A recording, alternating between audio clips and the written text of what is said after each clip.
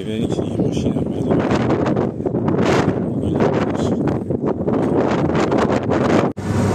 خب در این آفتاب زیبا ما یه 20 دقیقه هستش شاید بیشتر، آره بیشتر، تقریبا 35 دقیقه هستش از خرمشهر زدیم بیرون، اومدیم به سمت آبادان و جالبه که دو تا شهر به هم تقریبا بستن، اروند و چیزا کلا به هم بستن و الان گفتیم از هر روز هواخوراکی هوا استفاده کنیم بدون کولر، حداقل از استان خوزستان خارج میشیم. دیشب تا رسیدم، یعنی دیروز بعد از ظهر لنتای عقب خراب بود، اونو عوض کردم، رفتم اون دست بنزین زدم، میدم یه صدای جیغ ماشین میده، رفتم سریع چک کردم، گفتن که این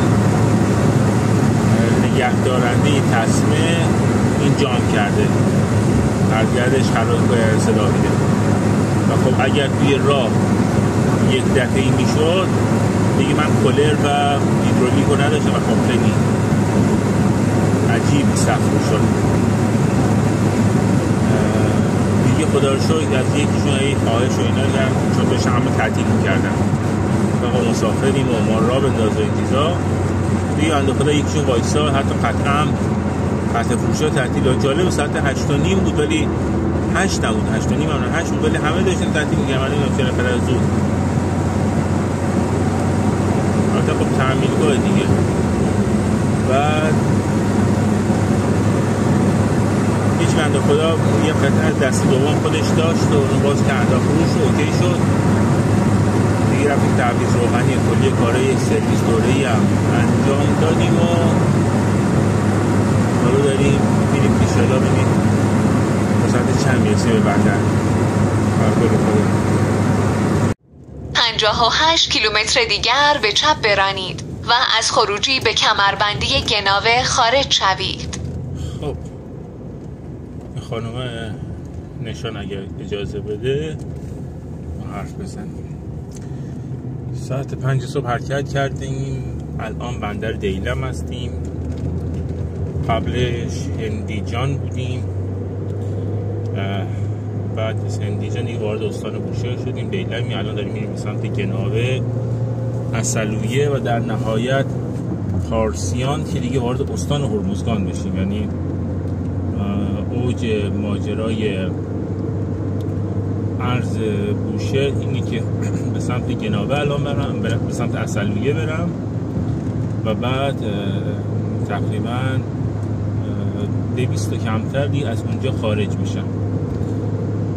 در مجموع برای اینکه بخوایم الان عرض استان بوشهر رو طی کنیم حدودا 600 کیلومتر نیاز داریم. بریم ببینیم خودش چی میخواد. ساعت 10 صبح یه جا توقف کردیم، یه 7 صبح بود، خیلی کمکم کرد، واقعا سر حالم کرد، الان بدنم خسته بود ولی اون خستگی کلی داشتیم و اولین تابلوی بندر عباس رو دیدیم که حالا داریم میریم به سمت عسلویه، بعد در نهایت خمیر و گچین و بندر عباس. این برای سوغاتی گرفتم چون چیز خاصی نگرفته بودم، گفتم این مقدار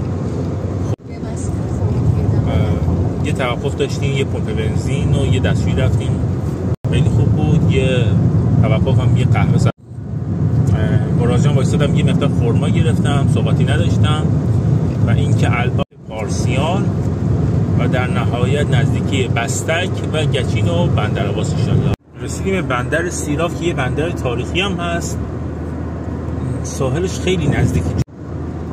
رسیدیم به بندر سیراف، یه بندر تاریخی هم هست، ساحلش خیلی نزدیک جاده هستش و چه حس خوبی میده.